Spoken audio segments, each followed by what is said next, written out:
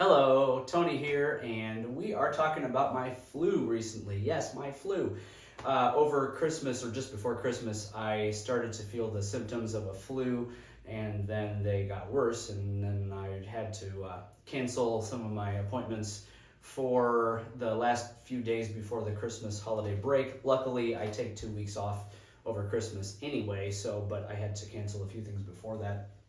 So, I saw the flu, especially during and after, really as a blessing because it taught me things that I needed to know. And I could have gotten angry, and I could have pouted, and I could have complained, but I decided to see what it was trying to show me, because I believe that the body is always communicating with us, and the body has a consciousness, and it's telling us what we need. You know that if you've ever run into something or someone that you didn't think was the best for you. You might feel it in your gut, you might feel it in your back, you might feel it in your shoulders, your neck.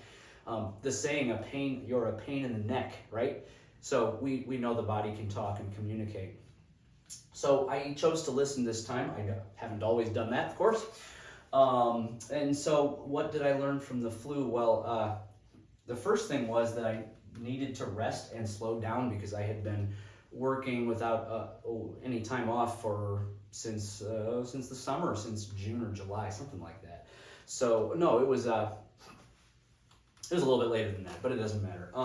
So I needed rest and to slow down, and it told me that because I would pick up my phone to look at it, and then I would feel like I was going to throw up, or I was going to do something else. I don't remember what it was, and I just felt the overwhelming urge to throw up. So I needed to slow down and rest, so I just put everything away, and I sat in a chair. Nothing, no music, no books, nothing, no communication. I just sat there and spent time with myself, and that was really helpful.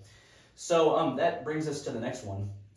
It taught me that it's okay to and necessary to stop consumption and spend time with myself and listen to myself. So if we look at ourselves as a separate being, so there's duality, there's two of us, the observer of ourselves and then ourselves, then and we treat ourselves like we would our children, then it can really serve us. So I need to spend more time with myself, and spending time with yourself is just being completely with yourself, and at times without anything else. In other words, if I have a child, and if I sometimes do my own thing and I'm not with the child constantly, that's okay. I need to do that sometimes, or I can do that. I can recreate, I can watch TV, I can read a book, I can learn something, I can take a course, I can do my job, whatever that might be. Yes, that's important and good and part of life. But I also need to pay attention to the inner self, the inner child, or if you have a child of your own, your child. So your child sometimes wants your attention, without books, without phones, without TV, without discussion, without anything except you. And so treating yourself like you would your child. So I spent time with myself. No, nothing else, nothing. I couldn't. If I did, then I would throw up. So my body was telling me, you're going to do this because you have not been doing this. So it is time now to do it. And I'm saying it like it's an angry thing, but really the body was like, here's what you're missing. Kindly, of course. The body isn't going to get angry. Well, I guess it could. But, and then, listening to myself, listening to my instincts, listening to divine source, whatever you want to call it. But, and that again requires nothing. I'm not doing anything. I'm not even meditating. I'm not doing anything. I'm completely with myself. And I did that for a couple of days. And it was hard at first because I like to be productive. I'm taught to be productive. We all are. And then the other part of that is stopping consumption. Not just food, but that was part of it. But television, books, all of those things, any entertainment, contact with people, all of that is consumption. It's all consumption. Food is energetic. It's consumption. You're consuming energy. TV is consumption. It's energy. You're consuming it. You're consuming it with your eyes and your ears instead of your mouth, but it's still consumption. Any stimulus was gone for me for a few days, and it taught me that it's okay to do that. Because when I think about not doing anything, or I just do nothing, a lot of times I will have the running mind going, you need to be doing something, you need to be doing something, you need to be doing something. And so this taught me that I don't have to be doing something. I can survive sometimes doing nothing, sometimes, once in a while, at least. So treating yourself as if you are your valued child, because there is a child inside of you, and it's just no longer physically you, but there's still that child from the past in you. It's still there, it's always there, as is your older self. And then one of the other things, not lastly, it taught me what I no longer needed. So I wanted to get through it faster, so I took vitamin C, and I took some zinc, and I had been taking antidepressant medication for a long time. I had gone off of it a year ago, and then it didn't work out, so I went back onto a minimal dose, but I wanted to get off of that. And when I took those pills right afterwards, I threw them back up again. And I had eaten other food too, and I didn't throw that up. It was just those pills. So my body was saying, here's what you should be having, here's what you shouldn't be having. It was teaching me, okay? It was a teacher.